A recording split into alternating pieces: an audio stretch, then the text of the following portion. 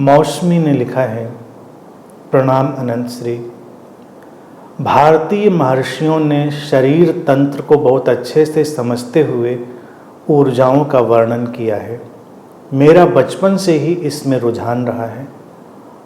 And life also create situations for me where I force to think on it. I really want to read about it. मैं किसी अंधविश्वास को बढ़ावा नहीं देना चाहती। अगर आपको इससे रिलेटेड बुक्स के नाम शेयर करना सार्थक लगे तो कृपया मार्गदर्शन करने की कृपा करें। मौसमी बुक्स तो मैं सैकड़ों बता सकता हूँ, लेकिन अगर तुमने मुझे ठीक से सुना है तो मैं यही कहूँगा उतना पर्याप्त है। शरीर तंत्र और शरीर की ऊर्जाएं एक टर्मिनोलॉजी है। मैंने इस पर बोला भी बहुत है और इसको संक्षेप में समझो।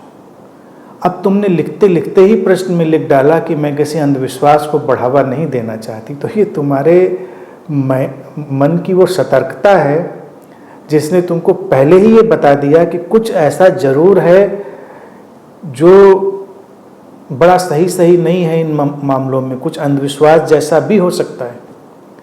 अंधविश्वास शब्द से देखिए लड़ाई नहीं। अंधविश्वास शब्द को समझें, शब्द ये भी अपने में बड़ा अच्छा डिजाइन्ड है। हाँ, अंधविश्वास के नाम पर तमाम कुरीतियाँ, बेवकूफ़ियाँ, ऐसी प्रथाएं जो लोगों के जीवन को हानि भी पहुंचाती हैं वो भी है।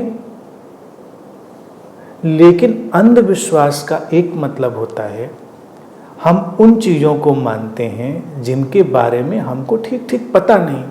अंध ब्लाइंड गेस करते हैं, हम एक अनुमान लगाते हैं। प्राचीन काल से मनुष्य के भीतर ये उलझन रही है कि कुछ तो है हमारे भीतर रहस्यमयी, कुछ तो है ऐसा जो हमें जीवन देता है, जीवन में गति देता है। शुरू से ये उलझन रही मनुष्य को, तो इस पर उसने चिंतन मनन किया। एक बात पर समस्या लोगों को है, वो समझ लें। कई बार लोगों को लगता है कि जो अतीत में कह गए हैं लोग, वो तो बहुत ऊंची बात कह गए। आज हम कलयुग में बहुत नीचे तल से जी रहे हैं और हम शायद उस बात को समझेंगे नहीं। वो जो शिखर था, वो गोल्डन एज थी, वो कहीं पहले चली गई। इसलिए तमाम धार्मिक किताबें सब पहले ही हो चुकी हैं। कभी कभी मैं हैरान होता हूँ, ये हजारों साल पहले जो मामला फिक्स कर दिया, मतलब ये एग्जिस्टेंस की तो बड़ी पॉवर्टी हो गई कि उसके बाद उसमें कोई अपडेट ही नहीं आना है। वो कभी सोच के देखिए, कितना स्टूपिड सा लगता है कि जो बात हजारों साल पहले के मन ने, माइंड ने कही है मनुष्य के, हम आज भी उसी को सुलझाने की कोशिश करें, जबकि मनुष्य का विकास, इवोल्यूशन निरंतर हो रहा है। आज जो हमारे पास मन है, यानी कि माइंड है, जो हमारा इंस्ट्रूमेंट है, इंटेलेक्ट है, इंटेलिजेंस है, जो कुछ भी हमारे पास उपकरण है, वो पहले से कहीं ज़्यादा रिफाइंड है, पहले से कहीं ज़्यादा परिष्कृत है, और हम उसमें बदलाव करते रहते हैं वक्त वक्त पर। कई लोगों की समस्या क्या होती है, जैसे पढ़ने की बात तुमने उठाई, अच्छी बात है, पढ़ना चाहिए, खूब पढ़ना चाहिए, क्योंकि कई बार लोग ठीक से पढ़ाई भी नहीं करते हैं तो उनको नया क्या परिवर्तन हो गया ये भी पता नहीं चलता। समाज इतने दिनों में ज्ञान, विज्ञान, मनोविज्ञान, इन सब के धरातल पे कितना आगे चला गया है, ये उनको एहसास ही नहीं होता। तो भारत में ये जो बात हुई शरीर के बारे में और शरीर की ऊर्जाओं के बारे में, ये उस समय पुरानी अवधारणा से शरीर को समझने की कोशिश थी, क्योंकि व्यक्ति को ऐसा लगा कि कुछ ऊर्जाएं हैं शरीर में जो बहती हैं, कुछ ऊर्जाओं का संतुलन है, कुछ है ऐसा। लेकिन आज हम जानते हैं कि ये केवल हमारे अंतर मन का ही संतुलन है, आंतरिक स्थिरता का ही विषय है। ऊर्जाओं की गतियाँ भिन्नताएं जो कुछ भी हमको महसूस होती हैं वो केवल हमारे मानसिक धरातल पर है। मनोविज्ञान में देखो मौसमी, पहले क्या था, कुछ साल पहले यानी कि कुछ डिकेड्स पहले जब मन का विश्लेषण मनोविज्ञान ने शुरू किया तो उसने बहुत सारे पैमाने बांटे, चेतन मन, अचेतन मन, अवचेतन मन, और कुछ लोगों ने उसमें अतिचेतन मन भी डाला। विकास हुआ, धीरे धीरे हमने देखा कि ये केवल मन को समझने की कोशिश थी, और आज हम उस सारे विभाजन की बात नहीं करते, हमने उसको हटा दिया। हमने कहा अतिचेतन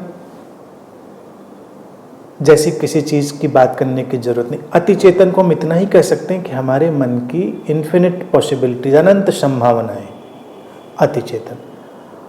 अचेतन और अवचेतन, अनकॉन्शियस और सबकॉन्शियस, इसका भी विभाजन हटा दिया और हमने केवल अवचेतन, सबकॉन्शियस वर्ड को ही सेलेक्ट किया। हमने कहा ये काफ़ी है। एक चेतन मन और चेतन मन के साथ ही हमारे मन का एक हिस्सा जो छुपा हुआ है, जैसे कि एक आइसबर्ग जो पानी में डूबा है, उसका एक जो टिप ऊपर जो हमारे दिखाई दे रहे, एक टिप जो पानी में, मतलब एक हिस्सा जो पानी में डूबा है, वो तो दो ही तो हिस्से बस हैं। तो अवचेतन मन हमारे ही मन की तमाम गुत्थियों, उलझनों, संभावनाओं, विकल्पों, उन सबका एक छुपा हुआ हिस्सा। तो अब हम बस दो ही बात से काम चलाते हैं, कॉन्शियस एंड सबकॉन्शियस, चेतन अवचेतन, बाकी सब गिरा हटा दिया हमने। अब अगर किसी के हाथ वो 50 साल पुरानी या 40 साल पुरानी या 25 साल पुरानी किताबें लग जाएं तो वो तो वही वाला पढ़ेगा, और आज भी आके वो वही वाली सब टर्मिनोलॉजी बोलेगा कि अब ये मेरे सुपर कॉन्शियस से बात आ रही है और ये वैसा हो रहा है, वैसा हो रहा है। और आज के ये डिजिटल एज में, सोशल मीडिया के एज में, ये एक बड़ी खतरनाक स्थिति है। मैंने इसको देखा और मैं हैरान रह गया, क्योंकि अब सब कुछ अवेलेबल है, सारी किताबें भी अवेलेबल हैं। 100 साल पुरानी, 500 साल पुरानी किताबें जो कहीं भी अवेलेबल थी, उनको किसी भी तरह से अवेलेबल करा दिया गया। तमाम ऐसी किताबें और तमाम किताबों में ऐसे कंसेप्ट जो खत्म हो चुके हैं, ऑब्सोलीट हो चुके हैं, लेकिन किताबें तो हैं। अब किसी को पुरानी वाली ही किताब हाथ लग जाती तो उसको तो बिल्कुल यूरेका वाली फील आती, क्योंकि उसने और तो कुछ ज़्यादा पढ़ा नहीं था। उसको लगा कमाल हो गया, गजब, ये फाइंडिंग हो गई। अब वो उसी पर अपना पूरा थॉट स्कूल भी डेवलप कर सकता है, उसी पर वो अपनी पूरी फिलॉसफी डेवलप कर सकता है। इंटरनेट, सोशल मीडिया आजकल इस वायरस से आक्रांत है, भरा हुआ है, मतलब टेरिफाइड है, खतरनाक है ये सब चीज। जैसे उदाहरण के लिए तुम्हारे प्रश्न को अभी बहुत ही स्पष्ट करके समराइज करते हैं, शरीर, तंत्र और ऊर्जा, लेकिन ये समझने के लिए वही बातें समझनी जरूरी हैं जो मैं बता रहा हूं।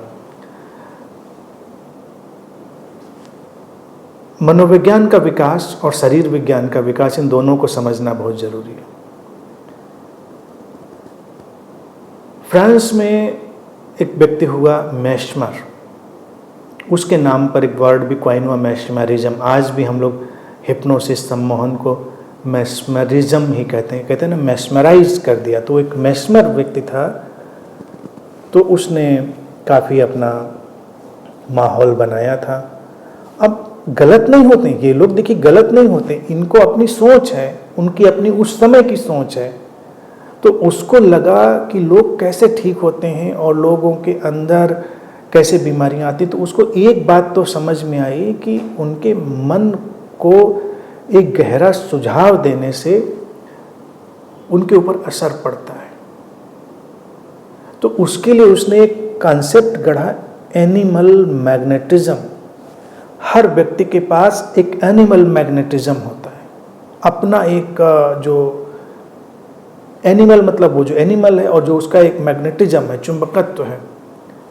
तो उस कॉन्सेप्ट में उसने बनाया कि बीमारियां इसलिए आती हैं जो उसका ये मैग्नेटिज्म है वो वीक हो जाता है, डिस्टॉर्ट हो जाता है, क्रैक हो जाता है, बहुत सारी उसने थ्योरी अपनी बनाई।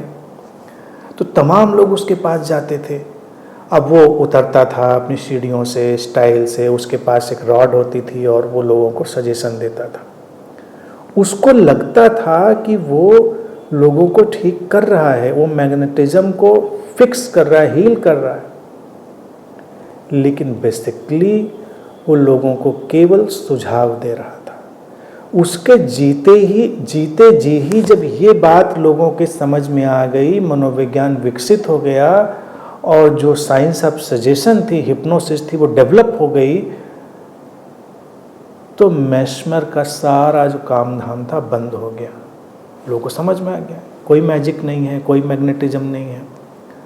और जहाँ वो एकदम ऐश्वर्यपूर्ण जीवन जी रहा था, उसका अंतिम वक्त बहुत ही गरीबी और बड़ी ही लाचारी में गुजरा। क्यों? क्योंकि वो अपनी धारणा से शायद बाहर नहीं निकल पाया होगा और लोगों ने वो धारणाएं लेना बंद कर दिया। अब यहां पर प्रश्न ये उठता है, क्या वो गलत था? लोग उसको कहेंगे कि वो गलत था, मैं कहूंगा कि नहीं, गलत नहीं था। उस टाइम फ्रेम में जो उसकी समझ थी वो उसके लिए उतनी थी। इस समझ का विकास हो गया तो नई समझ को एडॉप्ट कर लेना चाहिए था। भारत में हमने तमाम बातें हजारों सालों से लिखी हैं, उनमें अपडेट तो चाहिए ना। अगर हम उनमें अपडेट नहीं करेंगे तो फिर हम कूप मंडूक कुएं के मेढक बन के रह जाएंगे। अब आजकल भी यही जिद चलती है लोगों को, हर बात अपनी किताब से ही प्रूफ करनी है। जैसे इस्लाम में, अब वो किताब उनकी जो आ गई आसमानी किताब है, उनको लगता है कि उस आसमानी किताब से ही हर बात हम प्रूफ करेंगे। तो भारत में भी लोगों को ये वायरस पकड़ गया कि हम अपनी पुरानी किताबों से, तंत्र की, योग की और सबसे, वहां से ही सब चीज निकाल के लाएंगे।